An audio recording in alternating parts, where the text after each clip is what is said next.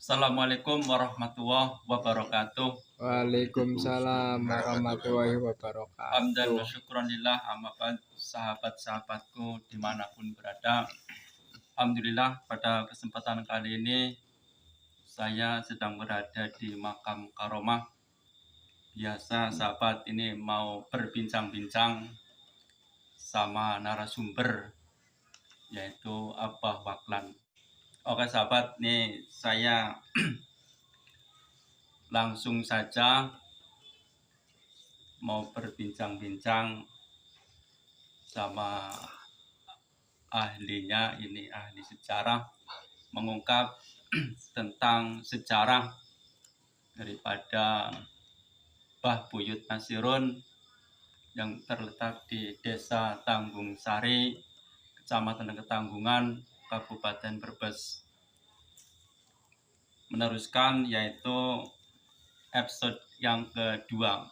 Kemarin episode yang ke-1, ini dilanjut episode yang kedua, mengulas sejarah tentang perjalanan hidup Mbah Buyut Nasirun. Sama narasumber yang kedua ini Abah Waklan. Bah, ini gimana ajaran dari Mbah Buyut Nasirun waktu masa hidupnya, Pak? Bismillahirrahmanirrahim. Assalamualaikum warahmatullahi wabarakatuh. Waalaikumsalam warahmatullahi wabarakatuh. Ajaran yang dibawa sepuh kita Buyut Nasirun itu tidak jauh berbeda dengan ajaran yang dibawa para wali. Sama. Jadi bukan berbeda, sama dengan ajaran para wali. Yaitu bagaimana kita menjalankan agama Allah yang dibawa oleh Rasulullah SAW, Nabi Muhammad. Itu ajaran Islam, di mana orang tua itu mengajarkan kita pertama adalah sebuah kesederhanaan hidup. Kesederhanaan hidup, intinya kita itu siang bersujud menyembah kepada Allah, malam pun bersujud menyembah kepada Allah sebagai fondasi awal.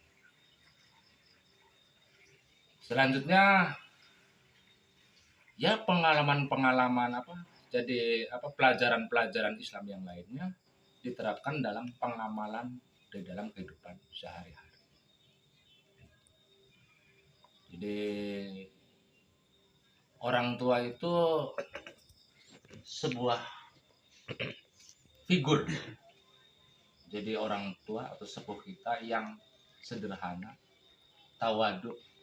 Jadi kebesarannya bukan karena kehebatannya, bukan, tetapi karena kerendahan hatinya dan kesabarannya di dalam menghadapi kehidupan ini. Berarti tentang kesabaran ya, Pak ya? Iya. Ya, tentang kesabaran untuk menghadapi kehidupan. Iya. Terus apalagi Pak itu perjalanannya Pak Buyut Nasirun? Ya, perjalanan perjuangannya itu ya itu tadi. Jadi sama persis dengan perjuangan para wali dalam menyiarkan agama Islam.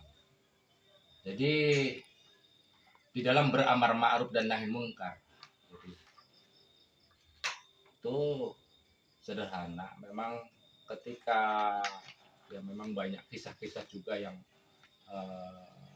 menjelaskan tentang kependekarannya, tetapi di dalam pengalaman kami meditasi di sini, orang tua tidak pernah mengaku ke situ. Jadi intinya semua terjadi karena kehendak Allah. Jadi sesuatu itu, jadi kita hanya nasdaq ya berjuang. Jadi orang tua itu berjuang menegakkan Islam. Jadi supaya kita itu masuk ke dalam ajaran agama Islam yang itu. Dimana kan pesannya kepada kami di dalam meditasi kami, jangan tinggalkan yang 5, yaitu 5 waktu. Bahkan disimbolkan di sini ada sebuah pusaka namanya Pancasakti. Pusaka Pusaka Pancasakti. Pancasakti. Bahkan diabadikan oleh warga masyarakat Tanggulsari menjadi nama jalan Pancasakti. Yang kita itu tidak menuju kepada pusakanya sebenarnya, tetapi kepada sebuah filosofi. Jadi panca itu 5, jadi 5 yang sakti, yaitu 5 waktu. Berarti itu bentuknya apa? Bentuknya apa, Pak? Kalau dalam bentuknya sih keris. Keris. Cuman itu kita bukan menuju kepada barangnya, tetapi menuju kepada pesan yang diusung. Simbol Itu ya. simbol, dari pesan. iya. Pesan itu. Dimana Islam itu sendiri kan dari mulai syahadat, sholat, zakat, terus puasa dan haji 5. Sholat pun 5. Sholat subuh, duhur, asar, maghrib dan isya.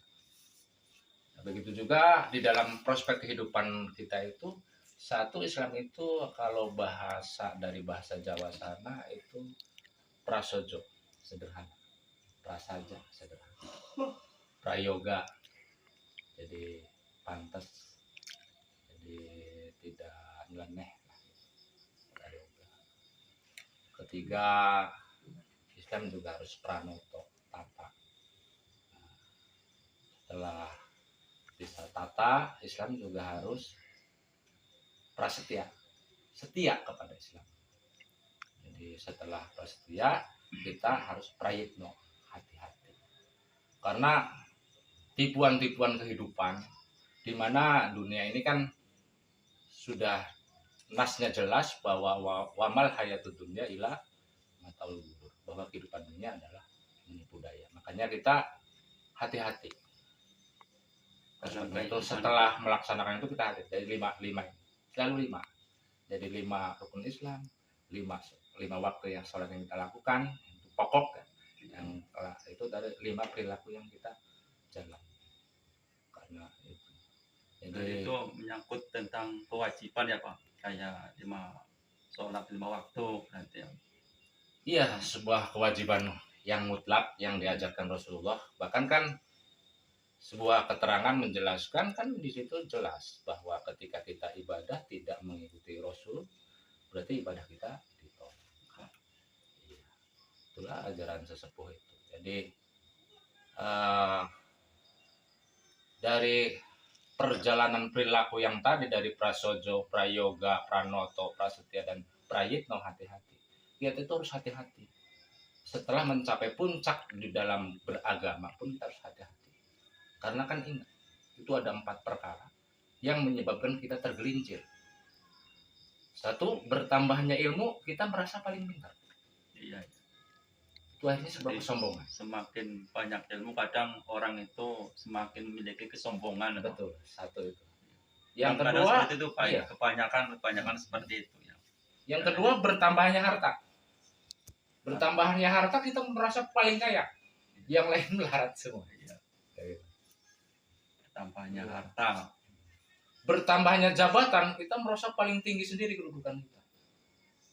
Yang lain kastanya di bawah kita semua. Itu tidak kesombongan. Yang satu lagi, bertambahnya ketaatan kita merasa paling surga. Yang lain masuk neraka semua. Hati-hati di situ. Makanya di situ tadi. Jadi para aulia Allah itu ketika mencapai pada puncak tertinggi, makomnya tertinggi, itu bukan karena apa? Karena kerendahan, ketawaduan. Berarti ketawaduanan. Iya, ketawaduannya kepada Allah. Puncaknya yaitu tentang ketawaduan. Iya, bahkan kan di dalam kisahnya Sultanul Aulia Syekh Abdul Qadir Jilani, ketika Kanjeng Syekh bertemu dengan orang yang lebih tua, dia menganggap bahwa dia sudah banyak amalnya, sementara Kanjeng Syekh ketika bertemu yang lebih muda, dia menganggap bahwa yang muda belum banyak dosanya, sementara dia sudah banyak dosa. Nah, Jadi selalu menempatkan dirinya sebagai dirinya, sehingga itu. Jadi ketika bertemu dengan yang melanggar saja, yang banyak maksiat, dia berprasangka baiknya apa? Mungkin dia akan meninggal dengan husnul khotimah, dan saya belum tentu. Karena aslinya kan kehidupan akhir kita kan kita tidak tahu. Iya. Kita mau Itu padahal Iya. Sultanul Aulia. itu. Padahal itu rajanya Mm-mm. para wali, itu sahabat. Iya. Sangat tawadhunya Mm-mm. sangat luar biasa. Iya. Sampai pada waktu itu diceritakan, jadi Syekh Abdul Qadir Jailani berjalan bersama teman. Ini yang menceritakan temannya Syekh Abdul Qadir Jailani. Ketika itu ada seorang pemabok yang jahat.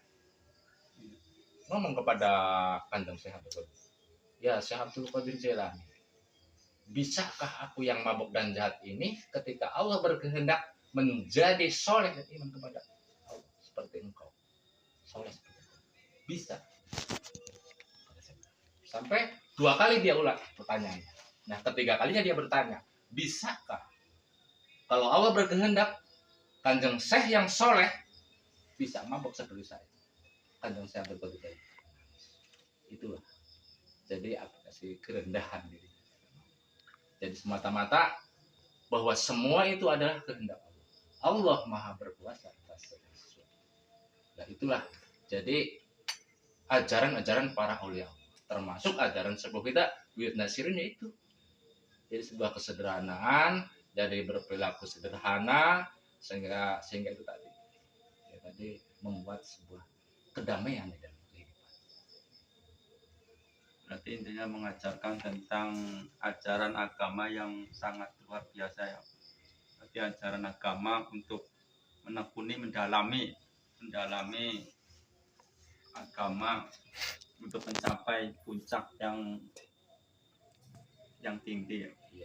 Ya, intinya kan itu tadi. Jadi sebenarnya kan sepuh kita itu ketika kita semua kan seperti ajaran sholat, ajaran ritual kita itu, supaya jadi itu menjadi rujukan kepada pengamalan kita di luar setelah sholat. Misalkan kita orang sholat, tujuan sholat itu apa? Nanti diamalkan di luar. Jadi bukan hanya ritual, bukan sebatas ritual. Jadi itulah, jadi pelajaran-pelajaran itu ya itu tadi kita amalkan di luar, seperti puasa. Tujuan puasa itu sebenarnya apa? Sementara kita banyak teranu di proses. Iya. Jadi prosesnya bukanya pakai apa, anunya pakai apa, lebarannya bajunya berapa kan? Nah itu. Sementara tujuan puasa itu sendiri. Nah ini kalau ajaran sepuh tidak begitu. Nah jadi supaya dari amalan ibadah yang kita lakukan sehari-hari ini ngefek, ada akibat di dalam pengamalan kehidupan sehari-hari. Baik sahabat, itu perbincangan saya dengan narasumber Waklat. Mudah-mudahan ada hikmahnya dan ada manfaatnya bagi kita semua. Sudah saya akhiri. Billahi taufiq wal hidayah. Assalamualaikum warahmatullahi wabarakatuh. Waalaikumsalam warahmatullahi wabarakatuh.